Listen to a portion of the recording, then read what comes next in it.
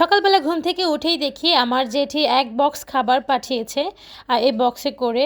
তো চলেন খাবারটা কি সেটাই দেখে আসি। এই যে খাবার সেটা হচ্ছে খুদের ভাত। আমার না খুদের ভাত খুবই পছন্দ, স্পেশালি যখন শীত আসে তখন, মানে শীতের সকালে খুদের ভাত খেতে ভর্তা দিয়ে বা ডিম ভাজি দিয়ে খেতে তো খুবই ভালো লাগে। আপনাদের কার কার ভালো লাগে অবশ্যই কিন্তু আমাকে কমেন্ট করে জানাবেন। তো জেঠি এরকম এক বক্স খুদের ভাত পাঠিয়েছিল, সাথে 2 পদের শুটকি ভর্তা দিয়েছিল আর আলু ভর্তা দিয়েছিল। আমি যেহেতু শুটকি ভর্তা খাই না, আর অনেকগুলো খুদের ভাত দিয়েছে। তো আমি বক্স থেকে অর্ধেক বক্স, মানে এক বক্সে অর্ধেক বক্সই আমি আমার বোনকে দিয়ে দিয়েছি, মানে আমার আরেক চাচাতো বোনকে দিয়ে দিয়েছি। ও শুটকি ভর্তা খুব পছন্দ করে, তাই ভাবলাম যে দুজনে ভাগ করেই খাই। আমি আলু ভর্তা নিয়েছি, আলু ভর্তা দিয়ে খেয়েছি, আর আমার বোন শুটকি ভর্তা দিয়ে খেয়েছে।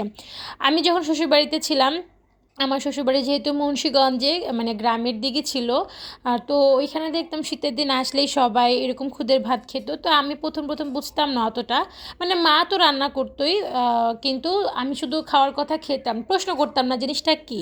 যখন শ্বশুরবাড়িতে গেলাম তখন সবাই দেখলাম যে রান্না করে খায়, তো তখন আমি জিজ্ঞেস করলাম এটা কি। ওনারা মানে শ্বশুরবাড়ির সবাই বলে যেটা নাকি খুদের ভাত। তা আমিও মানে খেলাম, খেয়ে ভালো লাগলো, আবার নিজেও রান্না করলাম কয়েকবার। এরপর থেকেই আসলে খুদের ভাতটা আমার খুবই পছন্দের। তো সচরাচর তো আসলে মা রান্না করে না, তো হঠাৎ করেই জেঠি আসলে রান্না করে এক বক্স পাঠিয়ে দিয়ে, আর আমার জেঠিকে আমি অনেক ধন্যবাদ দিছি যে জেঠি খুবই মজা হয়েছে, আপনি পাঠাইছেন, আপনাকে অনেক ধন্যবাদ। তো শুটকি ভর্তা দিয়ে খেলে খুবই ভালো লাগতো। তো আমি তো শুটকি ভর্তা খেতে পারি না, তাই আমি আলু ভর্তা দিয়েই সেরেছি। তো আজ এই পর্যন্তই, আল্লাহ হাফিজ।